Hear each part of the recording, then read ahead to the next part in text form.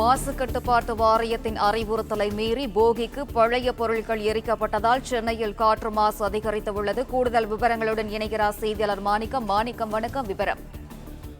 போகி பண்டிகையை கொண்டாடுவதை ஒட்டி மக்கள் பொது இடங்கள்ல பழைய பொருட்களை எரிப்பக்கூடாது, அதே நேரத்தில் அவர்கள் இருக்கக்கூடியதுல கட்டாயமாக பிளாஸ்டிக், டயர் உள்ளிட்டவைகள் இருக்கக்கூடாது என்று தமிழ்நாடு மாசு கட்டுப்பாட்டு வாரியம் ஆண்டுதோறும் ஒவ்வொரு முறையும் போகி கொண்டாட்டத்துக்கு முன்பாக அறிவுறுத்துகிறார்கள். இந்த ஆண்டு போகியை ஒட்டி பொதுமக்கள் எரித்திருக்கக்கூடிய அந்த பழைய பொருட்களின் காரணமாக சென்னையில் காற்று மாசு அதிகரித்திருக்கிறது.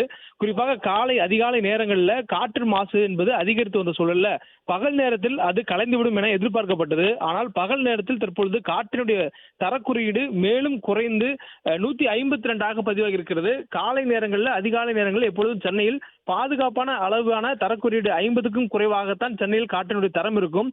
ஆனால் இன்றைய தினம் போகியை ஒட்டி பழைய பொருட்களை எரித்ததன் காரணமாக அதிகாலையிலேயே காற்றினுடைய தரம் என்பது சென்னையில் சராசரியாக 118 என்ற அளவுல காலை சுமார் 7 மணி அளவுல இருந்தது. அதற்கு பிறகாக காலை 8 மணி அளவுல அதனுடைய தரக்குறியீடு மேலும் மோசமடைந்து 128 என்று அதிகரித்திருந்தது.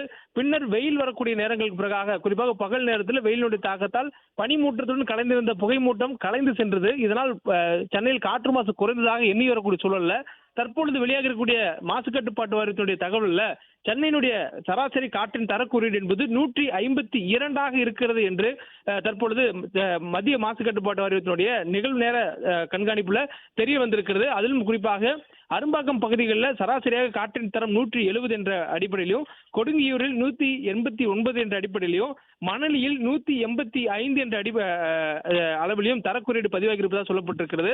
மேலும் பெருங்குடியில 173 என்ற அளவிலும், ராயபுரத்தில் 123, வேளச்சேரியில் 122 அளவுல காற்றுடைய தரம் மோசமடைந்திருக்கிறது.